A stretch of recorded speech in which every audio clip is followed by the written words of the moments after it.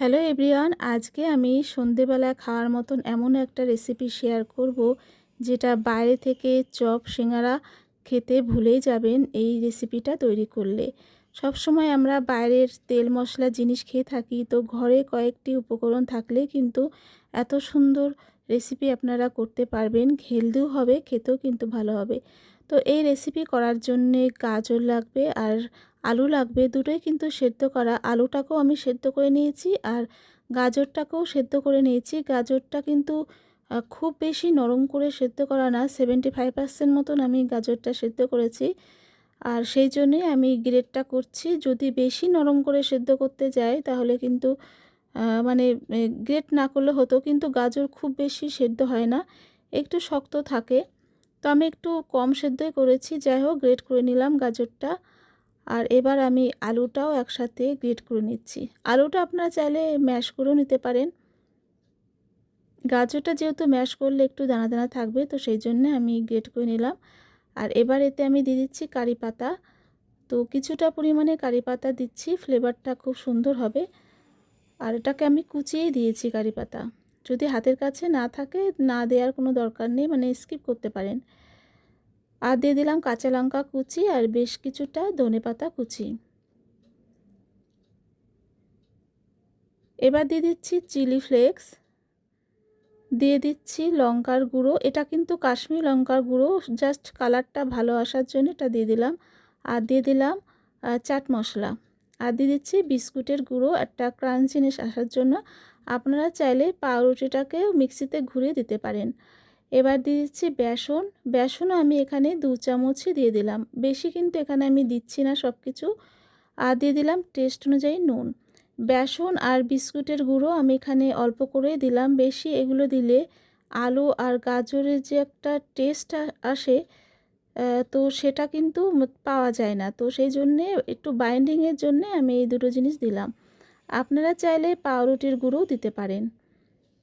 তো ভালো করে মেখে নিচ্ছি। দেখুন, মাখাটা খুব ভালো করে মাখতে হবে, সব কিছু যাতে মিশে যায় একসাথে। তো এখানে মাখা হয়ে গেছে। এবার আমি হাতে সামান্য একটু তেল মাখিয়ে নিচ্ছি, যাতে আমি একটু চপের মতন করতে পারি। মানে টিকিয়া টাইপের হবে, চপের মতনও দেখতে লাগে অনেক সময়। তো এরকম গোল পাকিয়ে ঠিক চপ যেমন করে ওরকমই করবেন। দেখুন, এরকমভাবেই করতে হবে। যদি হাতে চিটচিটে লাগে তো ভয় পাওয়ার কোনো কারণ নেই। আপনারা হাতে একটু তেল মাখিয়ে নিয়ে এরকম মতন টিকিয়া মতন কিন্তু করাই যাবে, কোনো অসুবিধাই হবে না। মানে খুব ভালোভাবেই হয়ে যাবে হাতে একটু তেল মাখিয়ে মাখিয়ে করে নিলে। আর এই খাবারটা কিন্তু আমরা একদম কম তেলেই ভাজবো, তো যেমন তেমন করে নিলেই হয়ে যাবে। খাবারটা হেলদি রাখার জন্য আমরা একদম কম তেলে এগুলো ভাজবো। তো দেখুন, আরেকটাও আমি বানিয়ে দেখালাম। তো এরকমভাবে আমি সব কটা চপের মতন করে নিয়েছি। এবার এগুলো আমি ভেজে নেব। তো ভাজার জন্য প্যানে একদম অল্প তেল দিয়েছি। তেলটা দেখতেই পেলেন একদম কম পরিমাণে। আর এরকম অল্প তেলে আমি হালকা করে ভেজে নেব। মানে হালকা করে না, দু সাইডটাই ভাজা হবে, কিন্তু তেলটা থাকবে অল্প করে। আর এক পিঠ যখন হয়ে যাবে তারপর আমি এগুলো উল্টাবো। আগে থেকে কিন্তু উল্টাবো না। যখন এক সাইডটা হয়ে যাবে তখনই কিন্তু উল্টাতে হবে, তাহলে ভাজাটা খুব ভালো হবে, ভেঙে যাওয়ার ভয় থাকে না।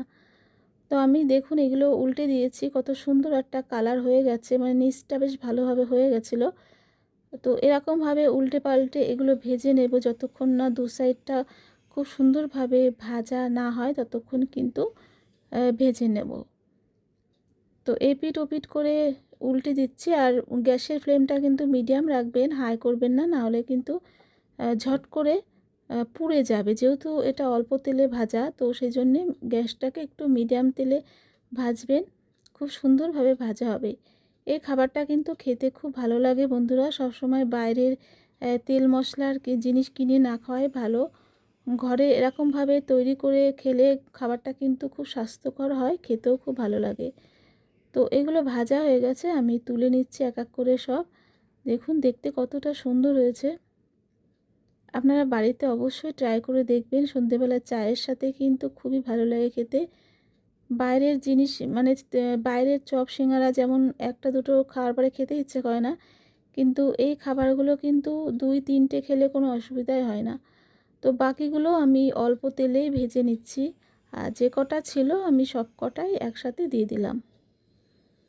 এগুলো আমি এপিট ওপিট করে লাল করে ভেজে তুলে নেব। তো এক সাইডটা দেখুন হয়ে গেছে, আমি এগুলো আবারও উল্টে পাল্টে দিচ্ছি, উল্টে পাল্টে দিয়ে তুলে নেব। খুবই সিম্পল বন্ধুরা, খেতে খুব ভালো লাগে, অবশ্যই বাড়িতে ট্রাই করবেন। দেখুন এগুলো হয়ে গেছে, আমি এবার তুলে নিচ্ছি সবগুলো। এরকমভাবে বাড়িতে করবেন, খুব ভালো লাগে খেতে, আর খুব তাড়াতাড়ি খাবারটা কিন্তু হয়ে যায়। তো সবগুলোই আমি তুলে নিলাম। দেখুন কত সুন্দর হয়েছে, তৈরি হয়ে গেছে আমাদের দারুণ টেস্টি একটা সন্ধেবেলার মানে জল খাবারের মতন একটা রেসিপি। খুবই ভালো লাগে খেতে, অবশ্যই ট্রাই করবেন বন্ধুরা। আর এটা কিন্তু টমেটো কেচাপের সাথে দারুণ লাগে, চাইলে আপনারা মিউনিসের সাথেও পরিবেশন করতে পারেন, সেটা তো বেশি ভালো লাগে। একটা আপনাদেরকে ভেঙে আমি দেখাচ্ছি যে ভিতরটা কত সুন্দর হয়েছে, এমন নয় যে ভিতরটা কাঁচা, ভিতরটা কিন্তু খুব সুন্দরভাবে হয়ে যায়। খুবই টেস্টি একটা খাবার বন্ধুরা। আজকের রেসিপি ভালো লাগলে অবশ্যই একটা লাইক কমেন্ট শেয়ার করবেন, নতুন হলে সাবস্ক্রাইব করে পাশে থেকে যাবেন। আমি চেষ্টা করব নতুন নতুন রান্না আপনাদের সামনে পরিবেশন করা। সবাই ভালো থাকবেন, সুস্থ থাকবেন। ধন্যবাদ।